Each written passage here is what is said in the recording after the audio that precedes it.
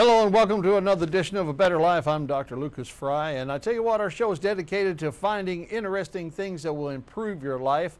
But this particular segment we're going to do on this week's show is about a person that improved his life by pursuing a dream. Everyone out there, I think, has always dreamed of writing a book or creating a masterpiece that they can pass down generation to generation. Well, George Robert Coates is with me in the studio today, and George Robert Coates is a published author from our area, and I am so glad to welcome him to the show. Welcome to the show, Robert. Thank you very much. You go by George? Go by Yes, George sir. or Robert? You go by George, okay? Yes, sir. All right, George. So what was your inspiration to create the Green Phantasma? Well, one very inspiring factor for me was my desire for superheroes that I've always had. I've loved and desired them so much that I finally decided to create my own. I mean, and in my mind, I kept trying to come up with whatever superhero I could until I finally got as good as I was going to get. Well, I think you did a great job, and I love the character, and there's some nice illustrations inside the book, and it really has a theme to the story too. I mean, you had something you wanted to get across. What's the purpose of the book? Well, of course, I mean the theme to my story is that true heroism is definitely the best way to go. Well, that's a good point. That's a good point. Now, a lot of people create just a short comic strip, or just to draw a few characters, and you went to the whole. This is a thick book. I mean, you did an entire complete book about the subject. Is this volume 1, or is this a complete volume of about the character? Where do you see it going? Well, I intend for this to be the first in a series. Okay. That's a good idea. Now, so tell us about some of the other characters and what they do in the book about the Green Phantasma.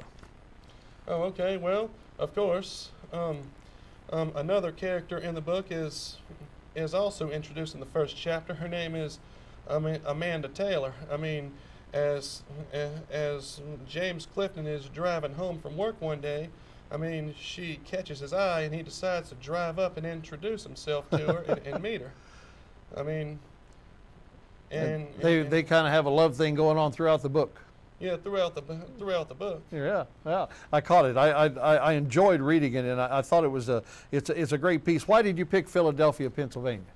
Well, the biggest reason I picked that city is because I found it to be the most fitting for all the occurrences in the story. And other than that, in a couple of ways, it's the birthplace of the United States. That's true. That's true. But where are you from? Originally, I'm from Baton Rouge, Louisiana. So you're local.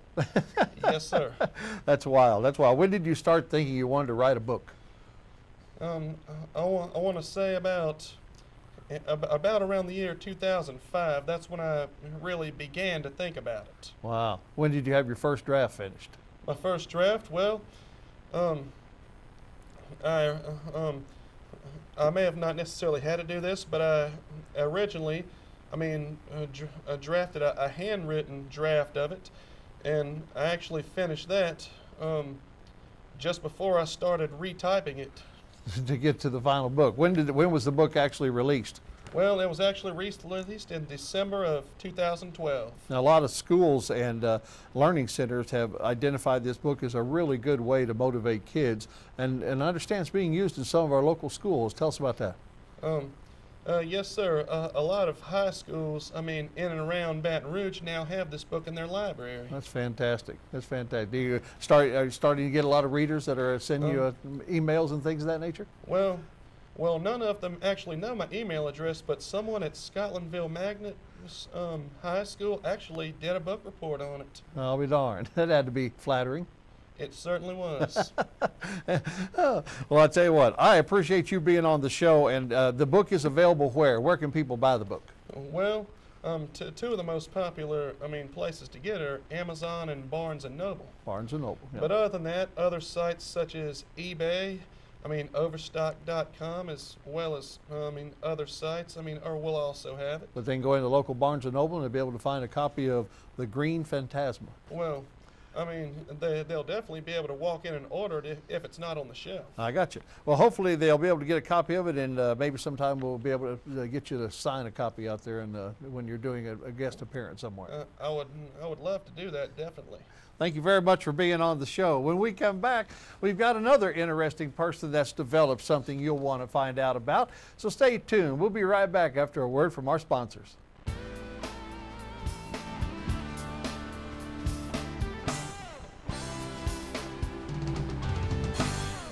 What are people saying about their Easy Bath walk-in tub? I had a regular tub, and it was very hard for me as an amputee to push myself up and get out of the tub.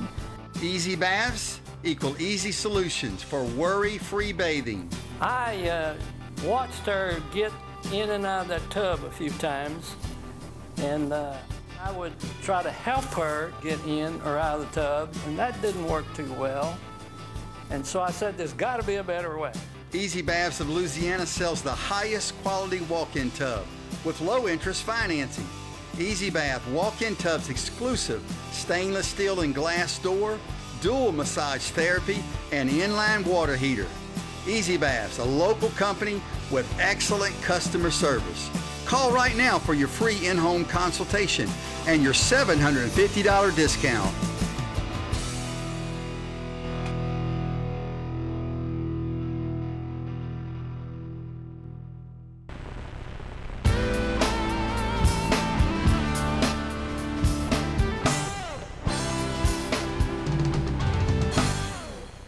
Welcome back to A Better Life. I'm Dr. Lucas Fry, and I hope that you enjoyed the first segment about a local writer and his new fictional book. Maybe you'll get out to a bookstore near you and check it out. Hey, it sounds really exciting. It's neat to see new authors coming out of our area. That's fantastic. But right now, it's time to talk about something that's very serious. It's going to affect everybody. And I have asked Jennifer Thomas to join us from the Keene Law Firm.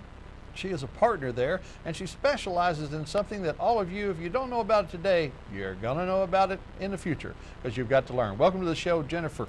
How are you doing, Jennifer? I'm doing great, Dr. Great. Paul. Thank you for having me. And where are you from originally? Well, I'm from all over. I'm a military brat, so I grew up 11 different places, but I've been in Baton Rouge since 1988, so I call Baton Rouge my home. And what was your dad in? What army? Air Force. Air Force. Well, that does get you around. It does. I have a boy that's serving in the Army, and they move them around a lot, and some other relatives that were in the Navy, and they seem to set put more than that branch. But the Air Force definitely is something that moves around. That's Where are right. some of the interesting places that you lived as a child? Well, I got to live in Stuttgart, Germany. Lived there for 3 years. That was a great experience. I lived in Michigan, Texas, Virginia. What a back in cultural Louisiana. shock coming from Germany back to the States, I'll bet. How old Yes. were you? I was about 12 years old when we moved back. Any chance that you've been back since? No. No? No, unfortunately, no. But definitely on your bucket list, I'm sure. Oh, yes, definitely. I'd love to bring my children there, yes. All right, so there's a law firm that you're with since 1983. Well, the firm was established in 1983. Okay. Yes, and I've been with the firm since 1999. Wow.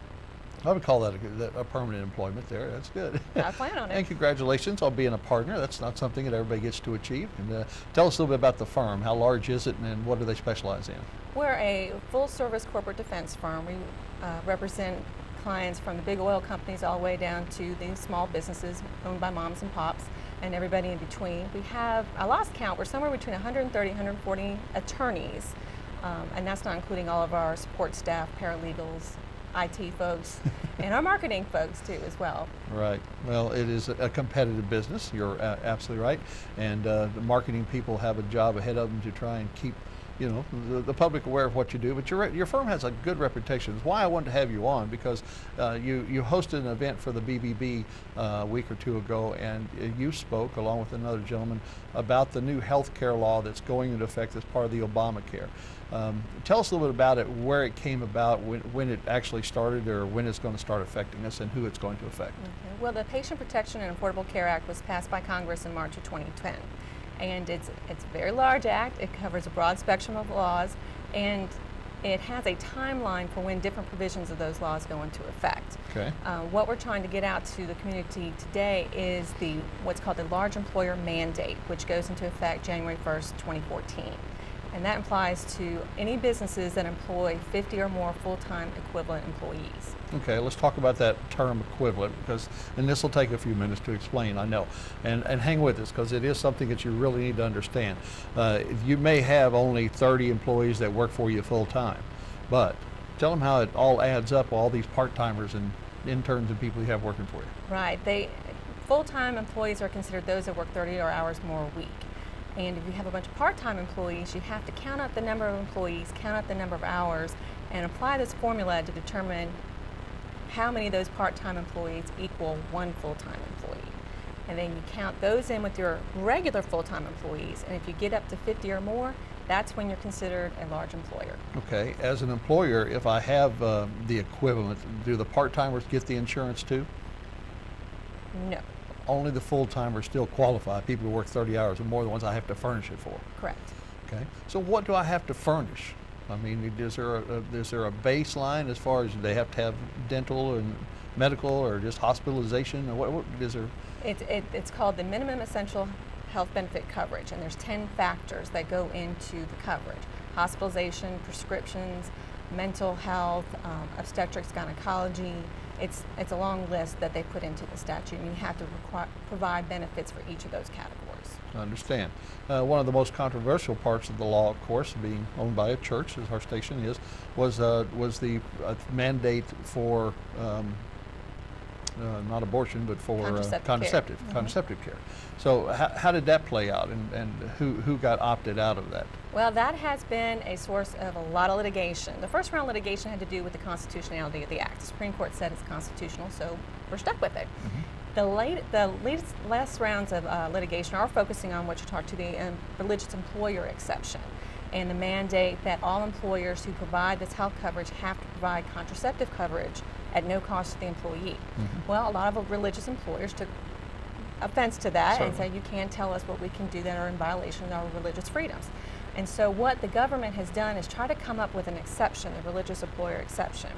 And very simply put, if you qualify as a church plan under ERISA or the IRS code, mm-hmm. then you're going to be accepted and not be required to provide that coverage. However, your insurance company is going to have to provide a policy to your employees at no cost to the employer and no cost to the employees. They're basically telling the insurance companies you're going to have to absorb that cost.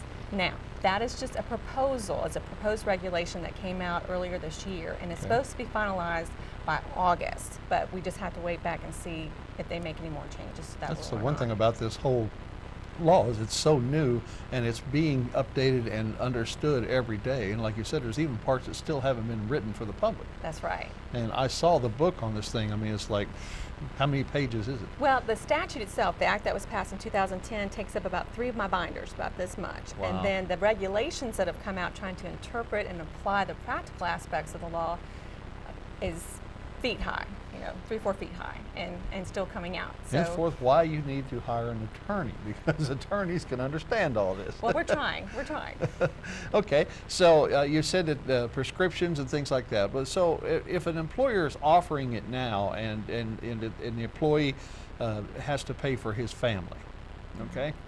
The law says 50 or more, you have to provide insurance for just the employee? Just the employee. Okay, yes. So a person that has a wife and has kids, the law says that we have to provide insurance, or have to have insurance for our family. Is that correct? Is this? Well, the law says you have to offer the insurance to your employee, and you have to pay a certain percentage of the premiums for that employee. You're not required to pay the premiums for the family. Right. Now, you do have your coverage that you're offering has to apply or be available to dependents who are 26 and under. That's one provision that came out of this law as well. Okay. But it doesn't require the employer to actually pay the premium costs for your family and dependent coverage. You just have to offer it. Okay, let's jump over to the employee side. I'm an employee and I work for the firm, and they're providing my insurance. Now the law goes into effect. All Americans have to have insurance, right? Right. My kids, my wife? When we have the large employer mandate, we also have an individual mandate where you're right, every individual is supposed to have insurance coverage. Okay. And if you don't, you're going to start paying tax penalties as a result thereof. So yes, as an employee, you should be finding coverage for you and your family as well, either through your employer, or one piece of this big puzzle is what's called the health insurance exchanges, which are going to be sponsored by each of the states. Okay. For example, if you're not employed by a large employer and they don't offer the health insurance coverage under the large employer mandate, you can seek your own health care coverage through one of these health insurance exchanges, you as the individual employee, and pay the premiums and get your benefits that way. Okay, so ultimately it comes down to every person in America is responsible for themselves. Correct. Okay, but this first phase that's going into effect in January only applies to companies that have 50 or more aggregate employees and full-time employees. When does the next phase kick in? Well, the individuals are supposed to start insurance coverage at that same time. So well, they are. Now, one little quirk we have is the health insurance exchanges haven't been set up just yet. Open enrollment is supposed to start in October, but the plans haven't been finalized. I read something this morning that came across the newswire about how they're still working out the kinks, and each state needs to elect whether they're going to offer their own exchange or if they're going to let the federal government take over control. In Louisiana, my understanding is that the last decision was we're not going to sponsor our own plan. We're going to have the federal government run the That's health a topic exchange. for the next segment, I'll tell you what.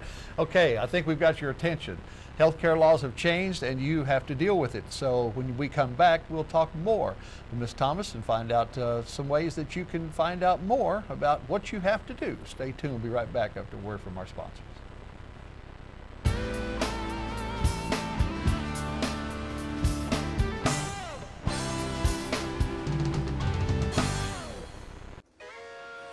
Hey, Baton Rouge and surrounding areas. It's your friend Jay, and I'ma tell you true. If you want the best crawfish in town, you have got to go by the Crawfish Crib, located at 7869 Greenwell Springs Road and 9836 Florida Boulevard. Holler at Henry and ask him to hook you up with that Gold Rush garlic butter sauce on your crawfish and your crab legs, y'all. It's good. Have a good time.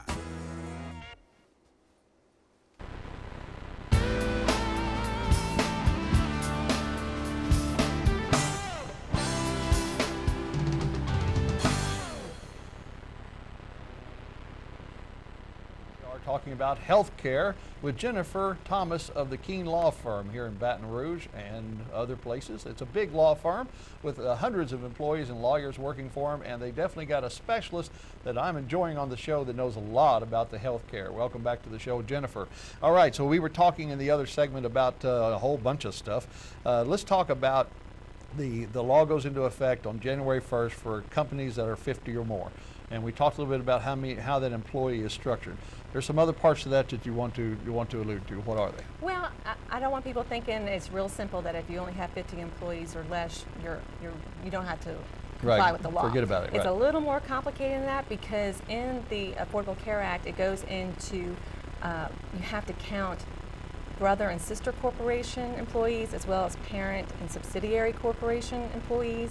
It goes into the IRS code as to common ownership. For example, if you own one company and you only employ 5 employees, you may think, this doesn't apply to me. Right. But do you own a second company? Does your wife own another company? And how many employees do they have? The IRS is going to look to see if there's common ownership between the different entities and control, and to calculate how many employees you have to see if you fit under the large employer definition. Well, that can get real touchy because what about my Apple shares? I mean, does that qualify me as if I? It depends on your percentage of ownership and control of the company. Okay. So you have to have, what is that percentage? It fluctuates depending on which rule is going to apply. If it's a parent subsidiary versus a brother sister corporation, or if there's an ancillary service company, say the entity owns or is affiliated with an accounting firm. It depends on the percentage of ownership there as well. So like if you're a restaurant and you also own a percentage of a cleaning company that does other restaurants or whatever, that can be combined because it's the two businesses are related. Correct. I got you. Okay, so when do the people that have 50 or less employees ever get affected by this, or do they? Well, everyone's going to be affected because of the individual mandate. So right. And it kicks in at the same time. It's all kicking in at the same time. So if you don't employ 50 or more employees, you're still going to have coverage for yourself and your family, and be able to provide that in some way, shape, or form. Now, when does that take effect? I know it kicks in on January 1st, but when does these penalties start happening you were talking about? Well, the penalties are going to kick in come tax year at the end of the tax year, and the IRS is supposed to be coming out with forms where you report all this information. So individually, they're so reliable. And that hasn't happened yet. At least I haven't seen it yet. And so you'll have your individual tax return forms, and it's really kind of an additional administrative burden on the employers because they're also going to have to report it on the tax forms as well as to what insurance that they are providing this insurance coverage. Wow. Complicated to the hilt, isn't it? A little bit, yeah. Okay, so a person, basically in 2014, you've got to go get health insurance. Right. If you don't have it by the time you file your taxes in 2015, you're going to be liable for what penalty? What is this penalty you're talking Well, about? for the employers, a large employer, if you just flat out don't offer the minimum essential health benefit coverage, then Right. you're going to be penalized $2,000 per employee per year. Oh, wait a minute, that's cheaper than it costs to provide insurance. Why doesn't everybody just say skate this? Well, some folks are taking that alternative and not offering the coverage. If it's more economical, some businesses are leaning towards that way. Now, you might want to consider whether from a business perspective, are you going to be able to recruit those quality employees if you're not offering the insurance coverage? Right. So, But are we going to see a large influx of cheap plans available to everybody because everybody's got to have insurance now? So it's kind of like, you know, it's like car tags. I mean, you have to have car inspection, you have to have car tags. Government, you know, pretty well sets the price for that. Are we going to see the government start stepping in and saying, okay, look, that's ridiculous. They don't have to pay that much money? I don't know if the government's going to say that just yet. I think the intent by the government was to bring in other health plans, some of the smaller plans that don't dominate the market as much, and get access to them and to the community to see if that's a way to build up the marketplace. And that's kind of the focus behind the exchanges as well, is to facilitate that process. Can you go online and buy insurance from out of state or another, or is it are all the states individual? It's supposed to be individual states. Okay. And yes, the intent is to have an online availability to it and make it easier for the consumer. But again, it hasn't quite come to fruition just yet. Okay, one thing we didn't really clarify that in our last couple of minutes here, let's do this. The government of Louisiana says that they're going to offer this pool or something you was talking about? The government of Louisiana has elected not to offer a state-run health insurance exchange. Is that what most states are doing, or? It's about split. Okay. Some states have elected to run their own exchange and their own plans, whereas others have said, no, we're going to defer to the federal government, let you handle it. And then there are some states that's kind of a mix of both, with both the state and federal government coming up with the exchange. All right. What about Medicare for special needs people or people who are mentally retarded and have, you know, disabilities or whatever that are on those services? Are they going away or what? No. The state Medicaid plans are still going to remain in place. Okay. Medicaid is what's run by the state for impoverished individuals or those with disabilities that don't quite qualify for Medicare. Right. Now, what came out of the Supreme Court ruling last year was that the act was unconstitutional to the extent it required state Medicaid plans to expand the availability of coverage. For example, the act had all the Medicaid plans expanding to grab a greater group of people based on the poverty level, federal poverty level. And the Supreme Court said, no, you cannot require the states to do that. So that piece of the act is still in limbo as well, because our state in particular has said, no, we're not going to expand Medicaid coverage. Okay. So there will be a group of folks that don't qualify for Medicaid, but don't yet qualify for the next threshold of insurance, and we got to figure out what to do with them. All right. In closing, everyone that's watching, I know you're confused, okay?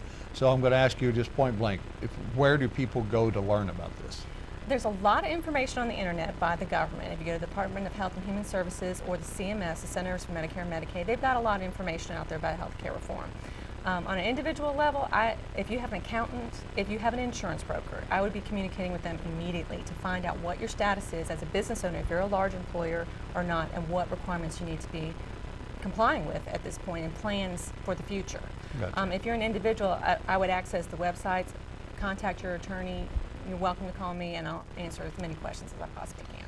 All right. Thank you for being on the show. I think you welcome. understand, folks, that this is not just for companies 50 and over, although we got your attention to watch the show talking about that. This affects every American in the United States, and it's something you're going to have to deal with. So go out and deal with it. I'm glad you could join us on this show. Until next time, keep the faith, and you can have a better life through Jesus Christ.